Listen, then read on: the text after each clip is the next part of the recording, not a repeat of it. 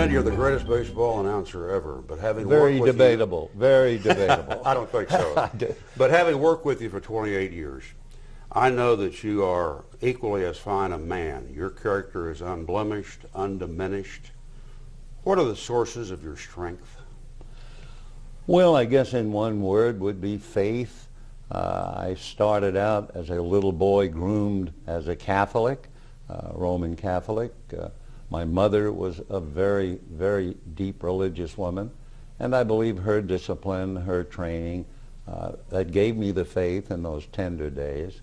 And the faith has helped me a great deal in my own personal tragedies, in the very fact of even in my successes, faith still comes and plays a very prominent part. So if I had to sum it all up without a long, long lecture, it would be faith. You know, I think the casual observer would say, Vin Scully's had a perfect life, but I know you've had lows and, as you've said, deep personal losses. Comment on that. Well, I guess the two worst things that could happen to a human being, I believe, would be the loss of a wife and the loss of a child. And I experienced both of those pains. They never really go away. There is always a constant reminder of what was and what is no longer. Fortunately, in the depths of despair, God was kind enough to give me my wife, Sandy, our children, our 16 grandchildren, and plus the fact that he's allowed me to do what I love to do, and he has given me the health and the longevity to do it all these years. So again, we get back to faith and the gifts that I've been given to pretty much pull me out of what would have been a pretty despairing life. What is success? I think it's momentary.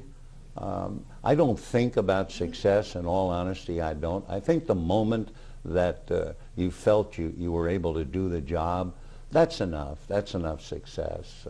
In fact, I remember reading about Napoleon, and Napoleon's biggest problem was he never knew when to stop. It was one success, another success, until finally he pushed the envelope and he was defeated and lost everything.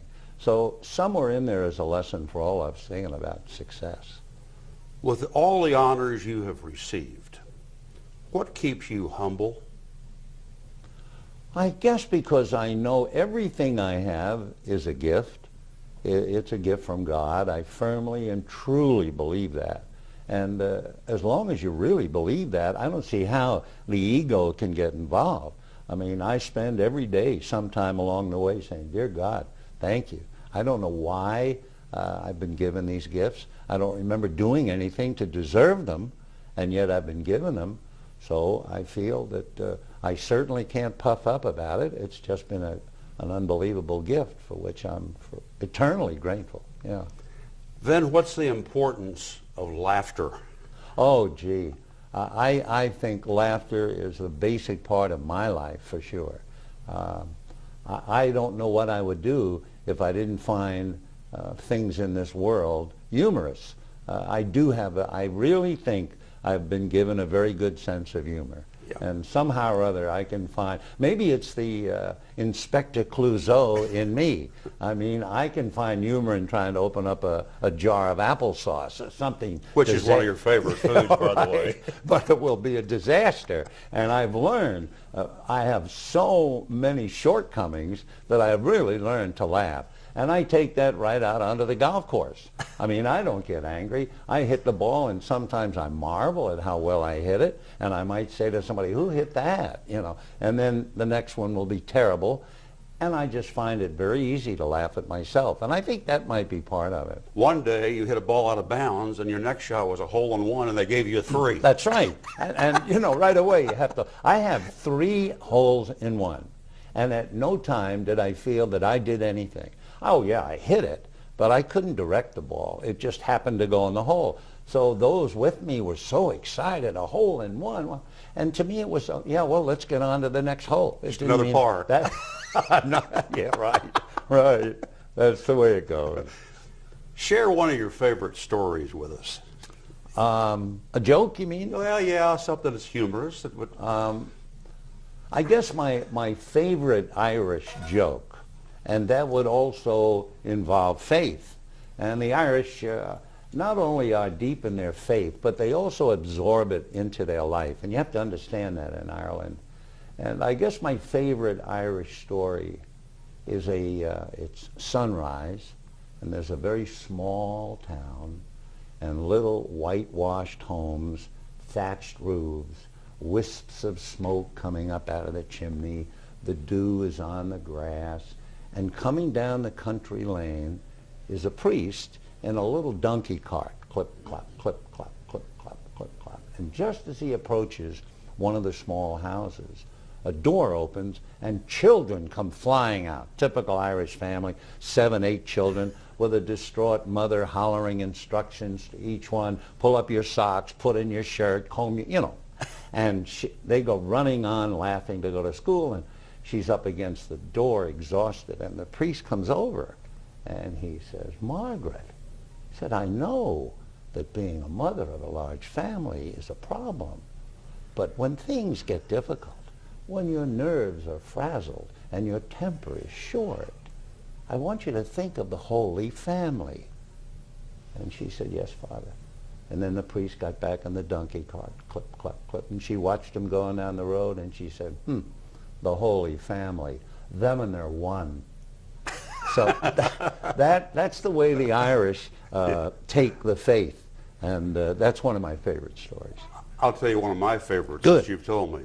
1956, you get a chance to go to the Vatican and meet the Pope. Oh, yeah. Oh. Which, again, is another great humbling moment. And normally it'll take me too long to tell a story. But in essence, I'm there with 9 other people, that's all. And Ralph Branca, a Dodger pitcher, and his wife Ann, and myself, we have traveled around the world. And so we're in a U, and His Holiness comes in, and he turns. It's well staged, and they take a picture.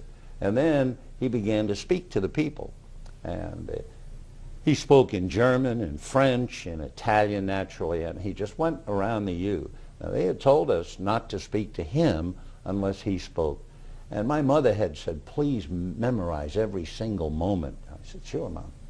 So he came to Anne, and she spoke. And she said, would you bless our family, Your Holiness? Which he did. And he then turned to Ralph Branca, the pitcher, and said, where are you from, my son? And he said, I'm from the Bronx in New York. Oh, I know it well, because he had been at Fordham. And then he moved to me, and now this is going to be the moment that I'm going to tell my mom all about. My hands are a little moist, and my legs are trembling a little bit, and he looks at me and he said, are you with them? And I went like that, and he moved right on. And I left there, and I thought, just how humbling can that be to have him say, are you with them? So there you go, same old story. I have never seen you rude. I hope not. What is your relationship with the fans? I believe it's very good. I love people. I think that's, you know, I enjoy doing the game, but I really enjoy all of the surrounding things that go with it. So when I walk into the ballpark, I say hello to Marie on the elevator and ask her about her family and all that. I walk into the press room and talk to David, the chef, and how is everything here, and Maria and Martina, the ladies who work in the back. And then I go out and all the writers, and I start throwing arrows at each other, laughing and having fun. I go into the booth, and there are the fellows I work with every day, and we just laugh and joke. And all of that is as important to me as actually doing the game. It really is. And the same way with the fans. I've really been fortunate having people be kind to me, and so it's very easy to be kind to them. So I've been truly blessed with a good relationship, I think, with almost everyone. I hope, anyway. Yeah. I've heard you say many times, as long as I continue to get goosebumps when I watch the game, I'm going to stay with it. Yeah, that's really my barometer, I think. You know, it can be a long year, as you well know, and it's day after day. It's a grind, although not as much of a grind now for me as it used to be. But I still, and it doesn't make any difference who does it, a Dodger, a visiting player, something will happen where, like last year, I mentioned it because there was a game where the second baseman fielded the ground ball and he didn't have a chance to make the usual turn and toss, and he threw it behind his back, and it was remarkable. And I was covered with goosebumps. I just was so thrilled that he could have made that play. And then the other night we were playing, and the third baseman made two remarkable diving, smothering catches on a ball that should have gone down the line. And there they were again. And I thought, you know what? It's still inside of me. I'm not manufacturing them out of my brain. It just automatically happens. So I guess that's still my signpost, that as long as you feel emotionally involved that way, and with the blessings of my wife, I think most people forget, and they shouldn't forget. But anyone involved in baseball, and your wife Lynn knows, when you're involved in baseball, your wife spends an awful lot of time alone. We have 16 grandchildren. We have 5 children, but at 5, 6 in the night, they're busy with their own lives and their own children, and my wife is having dinner by herself in the kitchen. And it's a great sacrifice. So one of the things that kept my decision going and making it easy is where Sandy said, look, you still love it, and I want you to continue to love it as long as you do. The day that you don't think so, then you should pack it in, you know. Or the day, and she's a good critic, sitting home watching the game, and if she said, you know what, you're losing it, I've got to pack it in right away. Yeah. But until then, the goosebumps are what work. I figured it up. But my 28 years with the Dodgers, I was away from Lynn for 9 years. There you go. And you go way more than that. Yeah. It's, in fact, that's something I don't do. I would never do what you did, because that would kind of depress me, and I don't want to do that. What was it Satchel Paige said? Don't look back. They're gaining on you. And I'm not going to look back. It's onward and hopefully upward. Then giving back and helping people have been a large part of your life. A lot of that's been anonymous. You've done so much gift-wise. I just want to deal with 2 particular areas I know of with you. Retinitis pigmentosa and the St. John's Hospital in Santa Monica. Can you dwell on those? Well, the retinitis pigmentosa I really inherited by marriage with Sandy. It has plagued all of the men in her family, going back to her father, all of her brothers. What happens is your peripheral vision begins to shut down. You also have a lot of trouble adjusting from bright light indoors or vice versa. You know, when you go in the movie theaters from a bright afternoon, it takes you a little while to even see the chairs. Well, they go through that, and then the eyeball begins to lose all of the peripheral vision until they're looking through straws.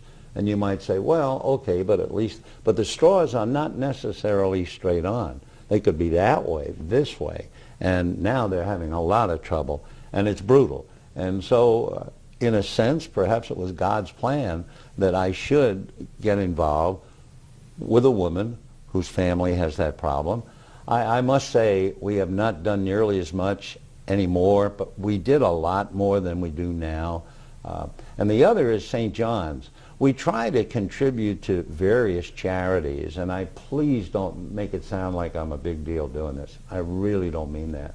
But the hospital, the way I figure, services more people in more areas than I can possibly help going with little donations to 500. So that's why basically we've tried to help both areas anyway. Mm-hmm. Yeah. 2 more questions. Sure.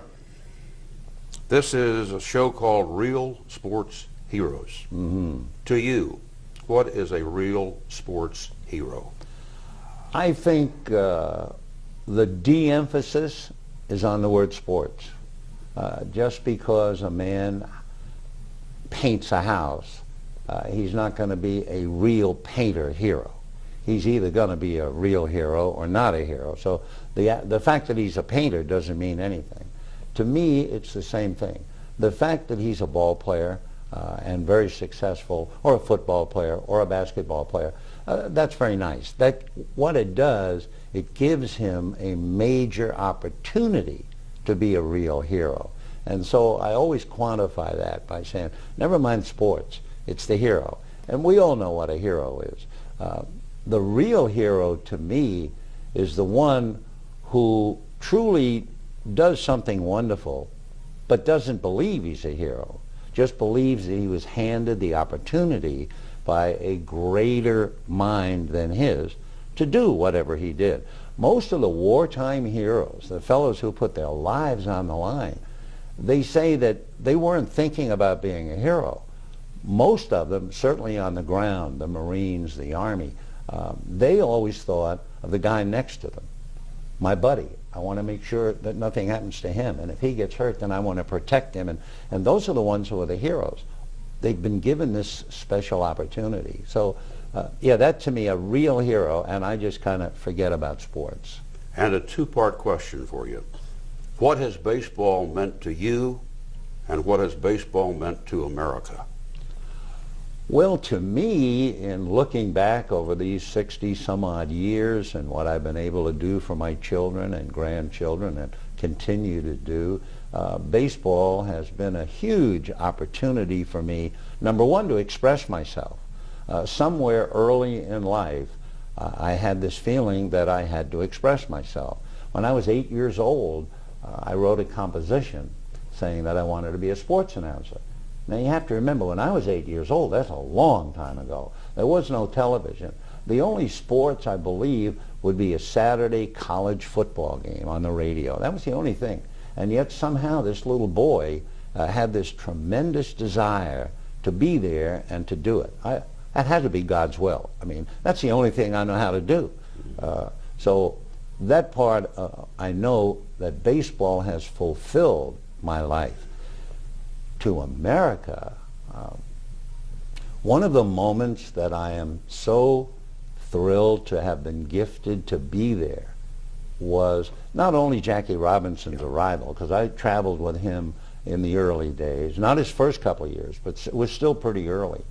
And I saw what was going on with Jackie.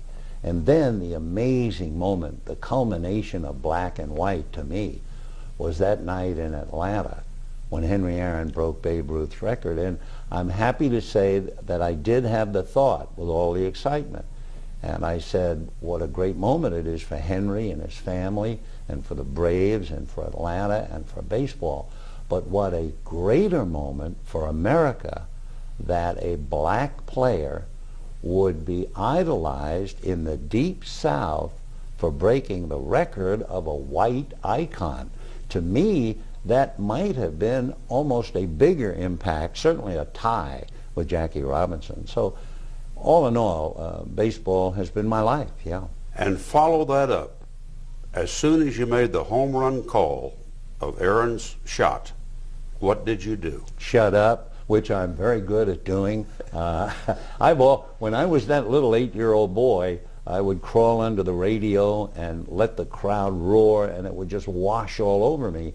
And I've always been that way. I try as hard as I can to call the play as quickly and as accurately, and then shut up. There are no words better than the roar of the crowd, as you know. And that night, when he hit the home run, I'll backtrack.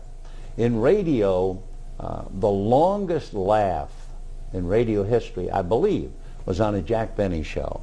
And that's where Benny supposedly, again on the radio, is held up walking the street. And he had built up a reputation of being very cheap. And the robber said, your money or your life? And there was silence. And the thief said, well, and Benny said, I'm making up my mind. And that laugh is supposed to be the longest in the history of radio. Well, when Henry Aaron hit the home run, I put the microphone down, got up, and went to the back of the booth because I had nothing to say. The place went bananas. And I think I poured a little coffee. And I stood there and just reveled in the sounds and the sights. And I've timed it since, and it's about 1 minute and 24 seconds without a word spoken. Now, that's a long time on radio, but I had nothing better to say. And it also then gave me a time to calm down and think and then go back and talk about the importance to America. So silence is the best of all. One of the favorite sayings that you gave me one time, less is more. Oh gosh, and don't we all live by that really? I mean, the more we get, in retrospect, we think, less might have been better. I would not have had to spend that much time to get more. I could have still been happier with, I can only sleep in one bed and all that kind of stuff. So, yeah, and the same with broadcasting. Red Barber, who was a marvelous broadcaster, always said to me, don't be afraid of silence.